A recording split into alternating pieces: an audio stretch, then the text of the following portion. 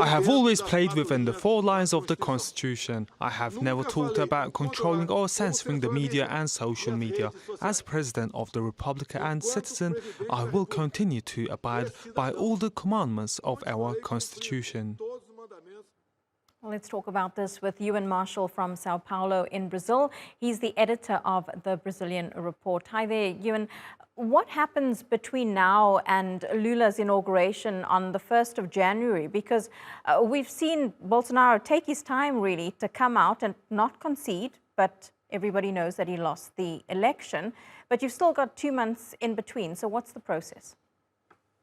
Well, I think what's interesting to note is that Jair Bolsonaro has conceded the result to everyone apart from the public. You know, he has, and as you mentioned there, his chief of staff said that he was authorized to begin the transition process, which that authorization came from Jair Bolsonaro himself.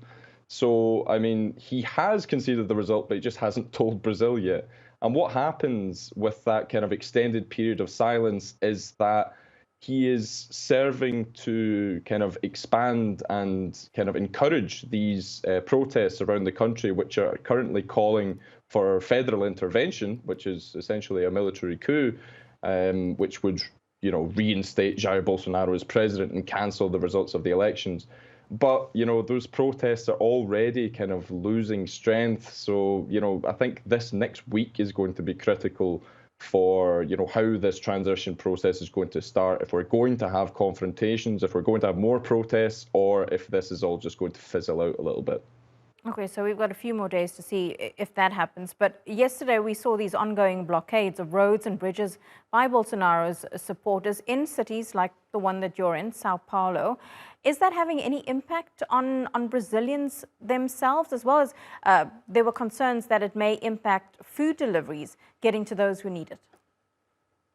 Well, in 2018, we had a massive truck drivers strike, which was a really organized movement from truck drivers' trade unions, which, you know, it brought the country to a complete standstill over its kind of 10 days. But this isn't being organized by truck drivers' unions. These are small pockets of pro-Bolsonaro activists who are calling for, as you can see on the screen there, federal intervention, which is a military coup. So they don't seem to have this kind of this coordination and organization that we've seen with previous trucker strikes. And a lot of the blockades now are not fully blocking the highways anymore. They're just kind of, you know, maybe blocking one lane of the highway. So things are getting through. There was a fear that there was going to be potentially, you know, problems with supply, that sort of thing. But it seems like that's not going to be the case. I mean, these pictures are more from, you know, Monday and on Tuesday as well, where things were a lot more, you know, there was a lot more concern about traffic around the country.